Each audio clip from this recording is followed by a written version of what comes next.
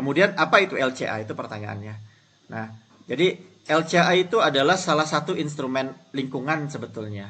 Ya, jadi salah satu instrumen lingkungan saja yang bisa kita gunakan. Jadi metodologi.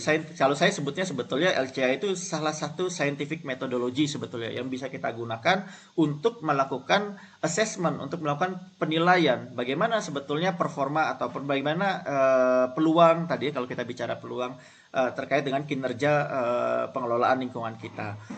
Nah, kalau katanya lebih jauh lagi bisa digunakan untuk sesuatu sistem yang lebih luas lagi gitu ya, dan meliputi media yang cukup banyak gitu, bisa bicara tentang udara, bisa berbicara tentang air, bisa bicara tentang solid waste ya.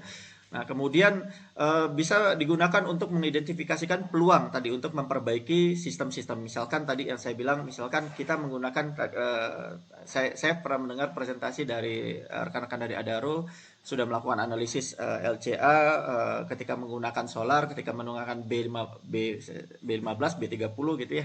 Nah, itu salah satu yang digunakan fungsi dari LCA. Kemudian support environmental decision making. Jelas seperti tadi, apakah ketika kita menggunakan sistem A, sistem B, sistem C, apa dampak lingkungannya? Sehingga studi LCA itu bisa digunakan sebagai bahan pertimbangan dalam menentukan keputusan. Pilihan mana yang baik? Pilihan mana yang tepat dalam konteks pengelolaan lingkungan kita? Jangan sampai nanti misalnya kita memilih sistem A, ternyata sistem A itu menimbulkan atau memberikan dampak terhadap lingkungan lebih tinggi dibandingkan dengan B yang C, padahal sistemnya tidak jauh berbeda. Misalkan kurang lebih seperti itu Bapak Ibu. Nah, di Undang-Undang Nomor 32 2009 sudah di upgrade menjadi Omnibus Law gitu ya. Saya masih menyadur dari 32 2009. Itu sebetulnya kita sudah dibuka ruang untuk melakukan dengan metode lain. Jadi bahasanya adalah instrumen penilaian lingkungan.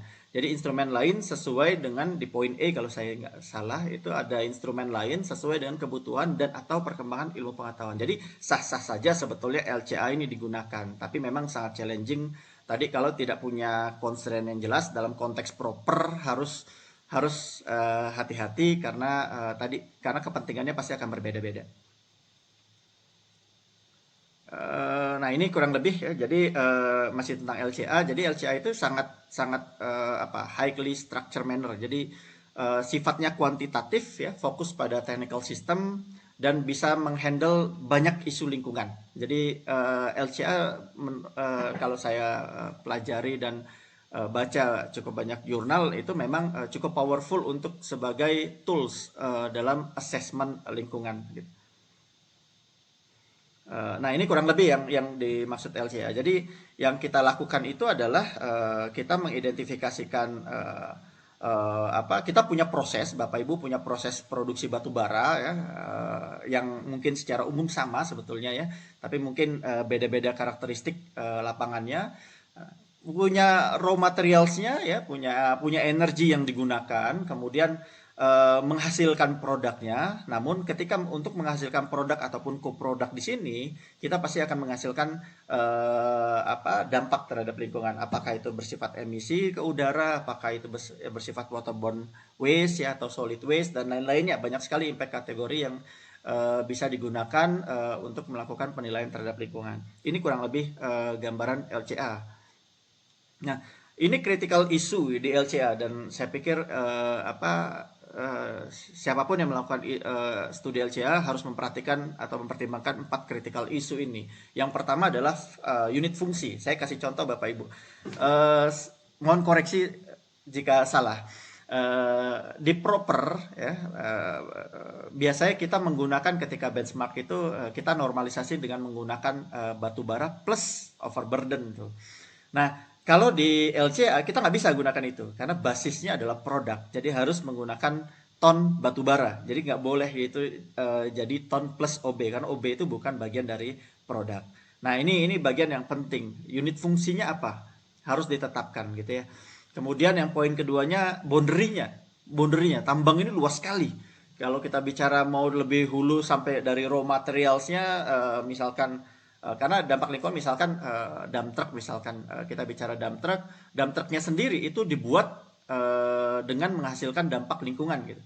Jadi ketika kita menambang dengan menggunakan eksavator, misalkan eksavatornya sendiri diproduksi dengan menghasilkan atau menimbulkan dampak lingkungan. Jadi kalau memang mau dianalisis lebih hulu lagi, itu LCA punya kemampuan untuk melakukan itu. Jadi lebar sekali. Kalau kita tidak menetapkan boundary ini, maka studi kita tidak fokus dan kita tidak tahu, tidak bisa mencapai tujuannya apa gitu jadinya. Jadi harus di state dengan jelas tujuannya apa sehingga nanti bisa menghasilkan boundary-nya seperti apa. Kemudian tipe data. Nah, ini lagi-lagi tipe data. Datanya apa nih? Tantangan di tambang karena melibatkan peralatan yang begitu masif, alat berat yang begitu masif, itu data itu menjadi tantangan yang lain gitu. Jadi termasuk misalkan emisi yang dihasilkan. Ya, kalau misalkan kita menggunakan data literatur dari literatur boleh-boleh saja, tapi akan menjadi berbeda ketika itu kita analisis dengan menggunakan data primer. Kemudian bagaimana impact assessment itu dibuat? Ini juga jadi critical issue dalam proses penyusunan LCA. Nah, kita coba diskusikan di bagian selanjutnya. Nah, ini acuan kita. Dulu ada ISO 14040 Life Cycle Assessment ya, tahun 1997, kemudian diperbarui itu ISO 14044 ya, Life Cycle Assessment Requirement and Guideline itu tahun 2006. Kemudian SNI mengadopsi ISO itu, jadi namanya adalah SNI ISO 1440 tahun 2016 tentang manajemen lingkungan, penilaian daur hidup, prinsip dan kerangka kerja. Nah, ini frameworknya LCA. Jadi frameworknya LCA itu ya yang pertama ada goal and scope definition. Ya, lagi-lagi ini adalah satu variabel yang sangat penting untuk di awal kita tetapkan. Jadi nggak mungkin kita melakukan LCA tanpa adanya tujuan.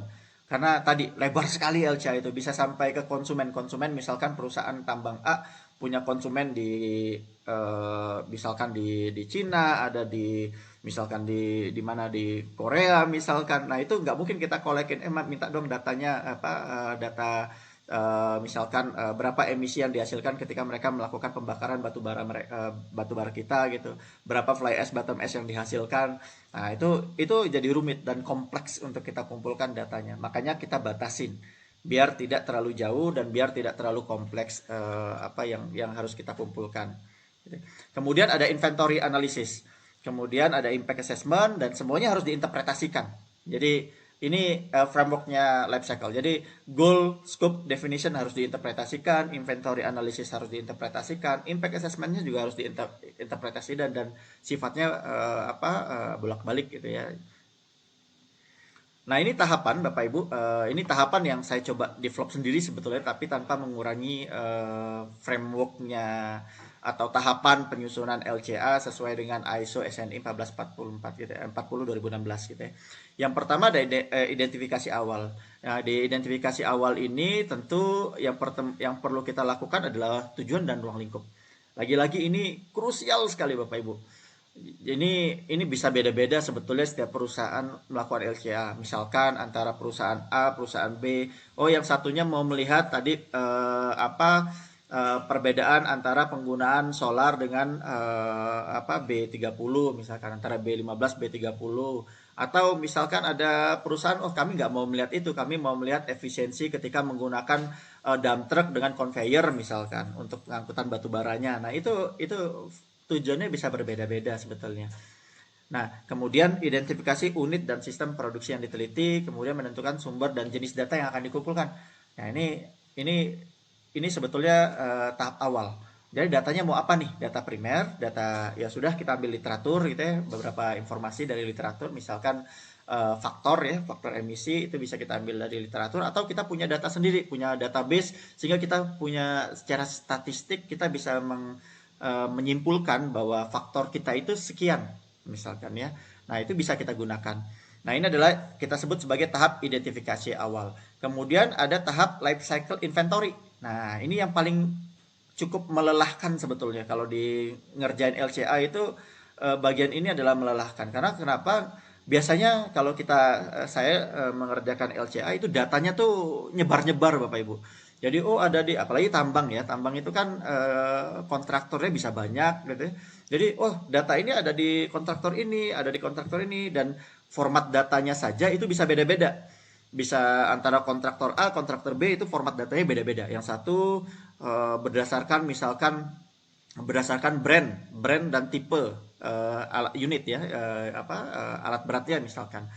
Yang kontraktor lainnya berdasarkan kapasitas. Jadi yang kapasitas sekian ton disamakan datanya. Nah, ini bisa beda-beda. Jadi lagi-lagi harus juga melihat kekuatan data kita untuk melakukan studi LCA sehingga jangan sampai oh kita maunya sampai ini tapi data yang kita punya nggak sampai situ gitu ya. Jadi ya nanti dampaknya ya nanti sulit untuk menganalisis, sulit untuk mencapai tujuan dari studi LCA. Kemudian ya pengambilan data langsung ini sudah masuk inventory ya. Jadi kita bisa saja data langsung ya di lapangan, kita bisa berupa wawancara, kemudian kita validasi datanya, harus valid datanya. Kemudian menghubungkan data dengan unit proses ya. Tadi di awal sebetulnya eh, di awal itu kita harus buat flowchart prosesnya dulu ya. Nanti di slide selanjutnya kita coba diskusikan gitu ya. Kemudian menghubungkan data dengan fungsi unit proses, pengumpulan data, memperbaiki batasan sistem, misalkan ada koreksi ya. Kemudian baru hasil inventory. Nah inilah hasil inventory inilah sebagai data yang akan kita teruskan untuk melakukan penilaian dampak terhadap lingkungannya ya. Uh, Kemudian berikutnya di tahap berikutnya penentuan kategori dampak. Nah, kategori dampak kalau kita mengacunya ke proper sudah jelas. Jadi kalau mau poinnya 6 ada 4 kategori. Kalau nilainya 4 ada sekian kategori yang banyak itu ya di bawah ada toxicity dan lain-lainnya. Perhitungan indikator kategori dampak, hasil akhir kategori dampak ya, kemudian baru masuk ke tahap life cycle interpretation. Jadi ini adalah tahap terakhir sebetulnya ya, termasuk di dalamnya adalah nanti ada tinjauan kritis. Oke.